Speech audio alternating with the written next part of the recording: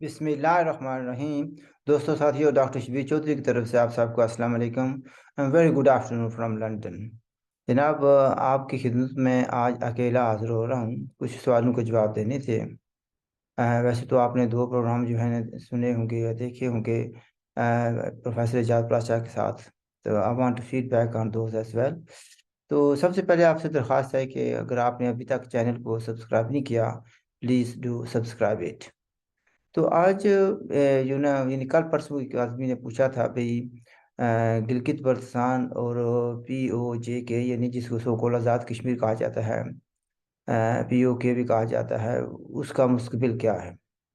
बड़ा इंटरेस्टिंग है, काश मुझे पता होता है। हम तो सिर्फ अंदाज़ा लगा सकते हैं। देखिए, ये जो दो इलाके हैं यानी गिलगित बल्तिस्तान और POK, ये पाकिस्तान के कंट्रोल में है, पाकिस्तान के कब्ज़े में है। यहाँ पर वही कुछ होता है जो पाकिस्तान वाले चाहते हैं कि ये एजेंसियों का कंट्रोल है यहाँ पर। ये layers and layers of control जो है ना वहाँ पर कायम है। तो जिस मुल्क ने यहाँ पर कब्जा किया हुआ है, जिस मुल्क ने कंट्रोल किया हुआ है, जिस मुल्क की वहाँ पर बल्ले बल्ले हो रही है, उस मुल्क के मुस्तकबिल का कोई पता नहीं है। किसी को कोई पता नहीं कि ऊँट किस करवट बैठेगा। आर्मी वाले उनके अपने एक स्ट्रैटी है, उनकी पॉलिसी है। फाइनल से तो उन्हीं की होती है जो नज़र आ रहा है। आदरिया है वो भी लंगोट कस कर सामने आ गई है, पार्लियामेंट भी सामने आ गई है, ऑडियो लीक्स आ रही हैं। सुना है कि बेशुमार अभी लाइन लगी हुई है। कुछ वीडियो भी हैं जो ऐसी भी हैं जो को शर्मनाक दिखाई नहीं जा सकती। तो लेकिन दूसरे लफ्ज़ों में ये जंग जारी है। लेकिन इंटरेस्टिंग बात यह है कि ये कहा जाता है कि आइन के खिलाफ पार्लियामेंट के ये सॉरी ये कॉन्स्टिट्यूशन जो है ख़तरे में आ गया, पाकिस्तान का आइन ख़तरे में आ गया, इसलिए कि पंजाब में इलेक्शन नहीं हो रहे। इसलिए कि जो लाडला था पाकिस्तान की इस्टेब्लिशमेंट का और बहुत से अदारों का लाडला था, उसको उसकी मर्ज़ी के मुताबिक जो है ना इलेक्शन नहीं मिल रहे। तो जो है ना आइन ख़तरे में आ गया। उसी आइन के तहत KPK को तोड़ा गया, या जानबूझ कर तोड़ा गया या किसी के कहने का। या इमरान खान तो कहते हैं कि बाजवा, जनरल बाजवा के कहने पर तोड़ा था। तो आपको किस डॉक्टर ने कहा था कि आप जनरल बाजवा की बात सुने? एक तरफ कहते हैं कि वो 101 मीर जाफर है, 101 उस पर इल्ज़ाम लगाते हैं कि जानवर है वगैरह वगैरह। मैं तो नहीं ये कहना चाहता। तो फिर उसकी उसकी बात पर आपने अमल क्यों किया? इसका नज़रिया आता है कि ये भी खाली है। और फिर हाँ, या ये हो सकता है कि आप जैसे कि कुछ लोग कहते हैं, प्रोफेसर जहाज प्राचा तो खास तौर पर कहते हैं कि इलेक्शन कराना आपकी नीयत नहीं है। आप तो इलेक्शन की आड़ में कुछ और गेम खेल रहे थे और पैसे बना रहे थे। और वज़ारे की टिकटें दोबारा फरोख्त करने की, और फरोख्त हुई हैं। मसलन जिसका कल साबका चीफ जस्टिस साकिब निसार का बेटा सौदा कर रहा था, वो तो 1 करोड़ 20 की गई है। तो आपने तो ज़ाहिर है कि अरबों पैसे बना लिए। तो एक एजेंडा आपका ये भी था। फिर यहाँ पर क्वेश्चन ये आता है कि सिर्फ पंजाब में इलेक्शन की डिले से आइन खतरे में आ गया, तो KPK में इलेक्शन उसका कोई जिक्र नहीं कर रहा, आने उसको भी तोड़ा गया है। तो क्या उसको ये इंतखाब उसके वहाँ पर इंतखाब ना कराने से आइन मजबूत हो जाएगा पाकिस्तान का? यानी किसको बेवकूफ़ बना रहे हैं आप? यूथियों को बेवकूफ़ बना सकते हैं, ठीक है, जिनको बकौल जफर नकवी के उनका ऊपर वाला चैम्बर खाली होता है, या वो सोचते काम है, या वो के जहनी मरीज हैं, या सॉरी मरीज हैं, सियासी मरीज हैं। तो हमारा ऊपर वाला चैम्बर खाली नहीं है, हम सोचते हैं, एनालाइज करते हैं। तो दूसरे लफ्ज़ में पाकिस्तान का कोई पता नहीं कि इसका मुस्तकबिल क्या होगा। वो सुना है कि किसी ग्रेट गेम का हिस्सा बनने जा रहा है।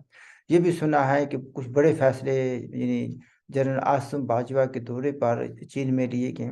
उसी के रद्द अमल के तौर पर अमरीकी सफीर जो है वो रात के आधी रात के बाद जाकर वो मिलता है फवाद चौधरी से। आने के फवाद चौधरी और इसकी जो टीम है या इमरान खान की टीम है, वो कहते हैं कि अमेरिका हमारे खिलाफ साजिश कर रहा है। तो ये रात के इतने बजे क्या साजिश हो रही थी? इनकी कितनी मुलाकातें हो चुकी हैं मुख्तलिफ लोगों से?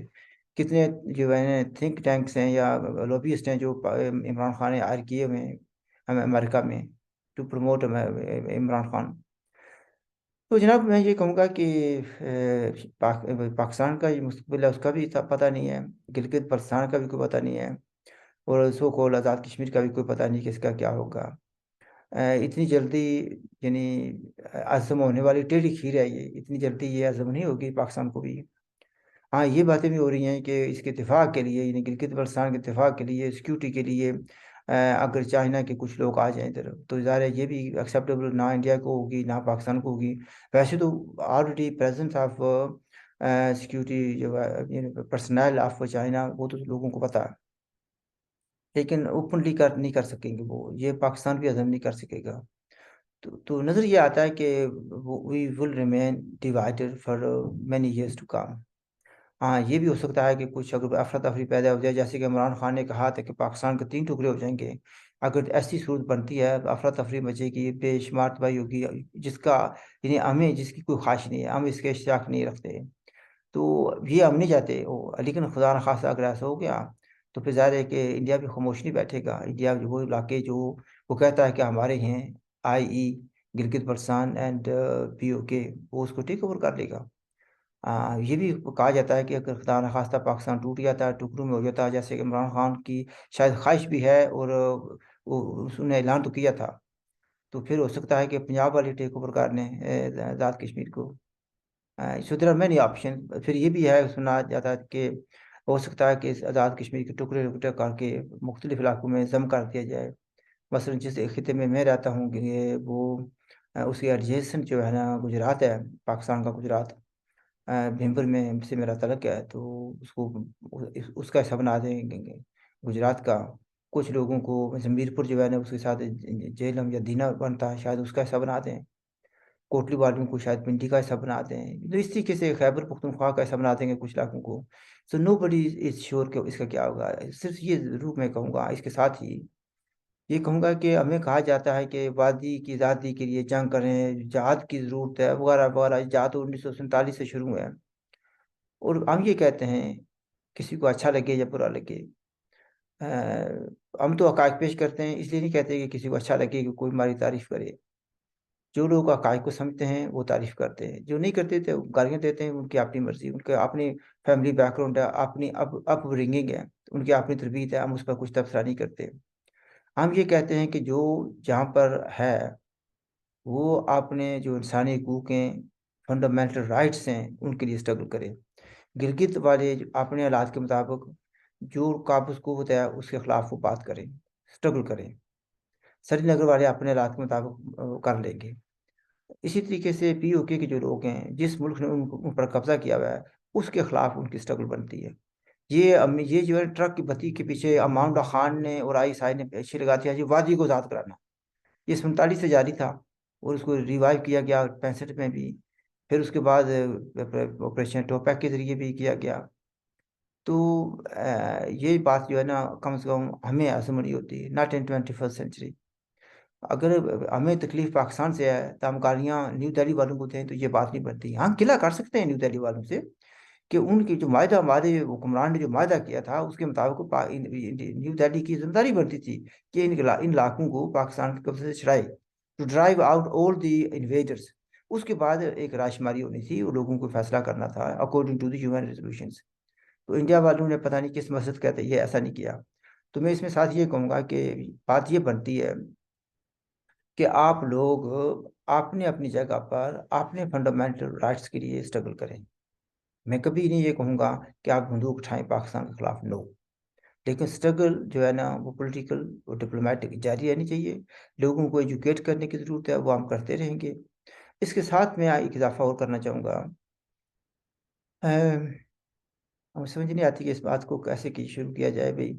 एक साहब ने कहा है कि आप लोगों ने जो ज़ुल्म किया, नाइंसाफ़ी की, हम लोगों से मुराद उसकी ये था कि जिन लोगों ने 1947 में हमला किया, हम तो उस वक़्त पैदा भी नहीं हुए थे। अक्टूबर 1947 में टेक पार्ट दोज़ हू टूक पार्ट इन दैट इन्वेजन, और जो अटैक था, इज्तिमाई तौर पर उन्होंने लोगों को मारा, कत्ल-ओ-गारत की, औरतों की असमत दरी की गई। और वही उसके बजाय इसके कि उस unprovoked, illegal, unconstitutional, against the teaching of Islam जो अटैक किया गया, बजाय बजाय इसके कि उसकी मज़म्मत की जाती, लोगों ने उसकी तारीफ़ की। उन जिन लोगों ने हमला किया, जिन लोगों ने तबाही-बर्बादी की, असमत दरी की, लूट-मार की, उनकी तारीफ़ की गई, हौसला अफ़ज़ाई की गई, उनके कारनामों को याद किया गया, उनके जो है उनको बहादुरी के सर्टिफ़िकेट दिए गए, उनको इनामात दिए गए, उनको ओहदे दिए गए। तो बजाय इसके कि ये मज़म्मत की, इन लोगों ने उसको मैंने अप्रूव किया। जो लोग कत्ल करने वाले हैं या उस असमदरी करने वाले थे, वो तो गुनहगार हुए। मैं ये कहता हूँ कि जिन्होंने इसकी हौसला अफजाई की है, जो वट एवर वे पॉसिबल उन्होंने उसकी सपोर्ट किया है या अब भी सपोर्ट कर रहे हैं, वो भी गुनाहगार हैं। वो गलत काम की ये तो सीख कर रहे हैं, उसकी हिमायत कर रहे हैं। इसी वजह से किसी ने कहा है मुझे, मेरे इन राइटिंग उसने भेजा है कि आप लोगों की तबाही बर्बादी और परेशानियां जो हैं, इसकी वजह यह है कि जो आप लोगों ने जुल्म किया 1947 में, जो लोग उन आप लोगों ने जुल्म किया 1990 में, जब पंडित का एक्सोडस होता है, वहां से निकाला जाता है उनको, या इसके बाद या अभी हो रहा है। उसने कहा कि ये आप लोगों को इज्तिमाई तौर पर माफ़ी मांगने की ज़रूरत है। आप लोग इज्तिमाई माफ़ी मांगें अल्लाह से, शायद अल्लाह ताला आपको माफ़ कर दें। तो इसी पर मैं ख़त्म करता हूँ। हमारी तरफ से खुदा हाफिज़ एंड लुक आफ्टर योरसेल्फ। अस्सलाम वालेकुम।